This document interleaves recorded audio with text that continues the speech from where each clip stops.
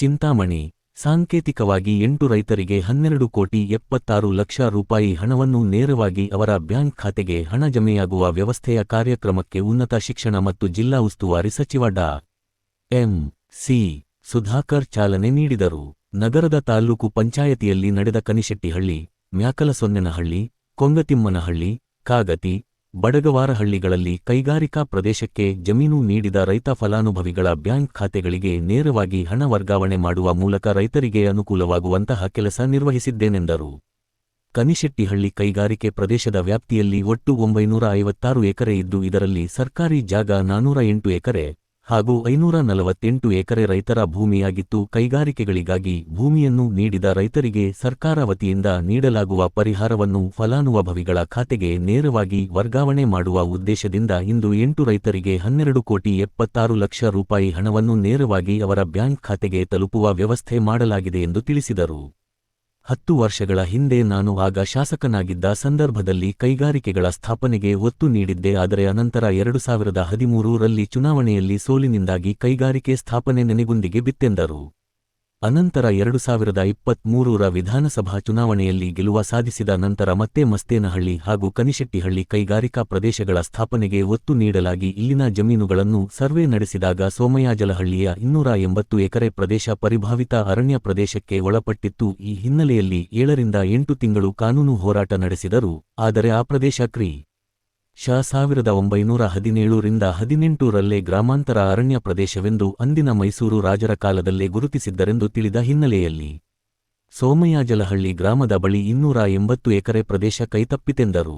ಇದಕ್ಕೆ ಪರ್ಯಾಯ ಕೈಗಾರಿಕೆ ಪ್ರದೇಶ ಜಾಗವನ್ನು ಮ್ಯಾಕಲಸೊನ್ನೆನಹಳ್ಳಿ, ಕೊಂಗತಿಮ್ಮನಹಳ್ಳಿ ಗ್ರಾಮಗಳಲ್ಲಿ ಗುರುತಿಸಲಾಯಿತೆಂದರು.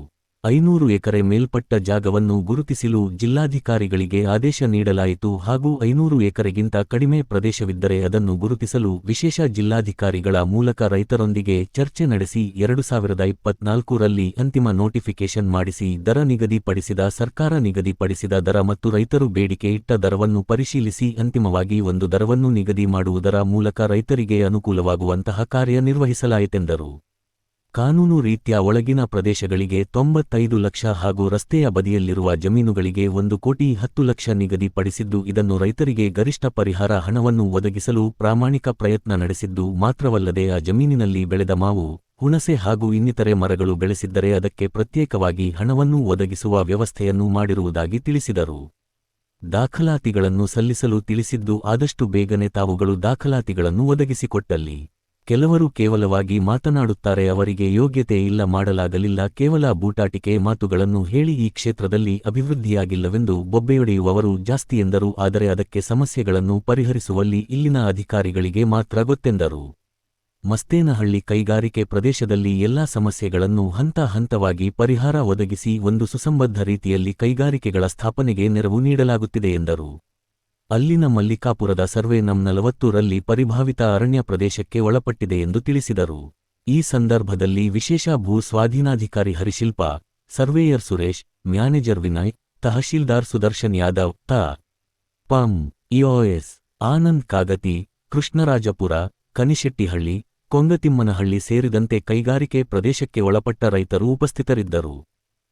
ಈಗ ಅದನ್ನೆಲ್ಲ ಸಾಲ್ವ್ ಮಾಡ್ತಾ ಇದ್ದೀವಿ. ಮತ್ತು ಗಿಡ ಮಾಲಿಕೆಗಳು ಸ್ವಲ್ಪ ಸಮಸ್ಯೆ ಆಗಿತ್ತು, ಅದನ್ನು ನಾವೇನೋ ಒಂದು ಪರಿಹಾರ ಒಂದು ಪ್ಲ್ಯಾನ್ ಮಾಡಿ ಅದನ್ನು ಅವ್ರು ಸಾಲ್ವ್ ಮಾಡೋದಕ್ಕೆ ಮಾಡ್ತಾ ಇದ್ದೀವಿ. 3,80,00,000 4 ಎಕರೆ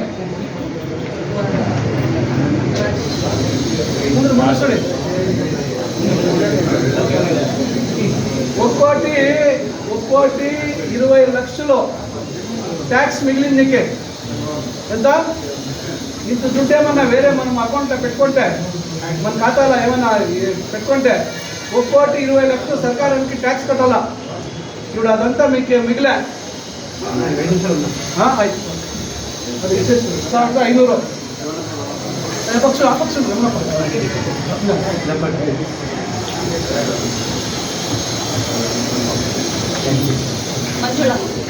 ಮಂಜುಳಾ ಕನ್ಸೆಟ್ಟಳ್ಳಿ మీరు ಯಾವ್ದು ನೀರು ಕಾದ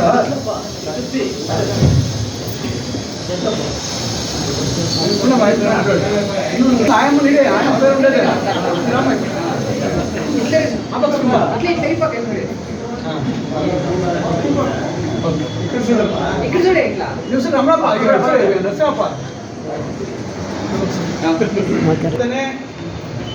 ಈಗ ನೀವೆಲ್ಲ ಭೂಮಿ ಕಳ್ಕೊಂಡಿದ್ದೀರಾ, ದಯವಿಟ್ಟು ಇದನ್ನ ಗಮನದಲ್ಲಿಟ್ಕೋಬೇಕು. ಭೂಮಿ ಕಳ್ಕೊಂಡಿದ್ದೀರಾ. ಈಗ ಎಷ್ಟು ಜನ ಬೇಸಾಯ ಮಾಡಿ 42 ಎಕರೆ ಎಷ್ಟು ಆಯ್ತು ಬಸ್ತೇನಹಳ್ಳಿ.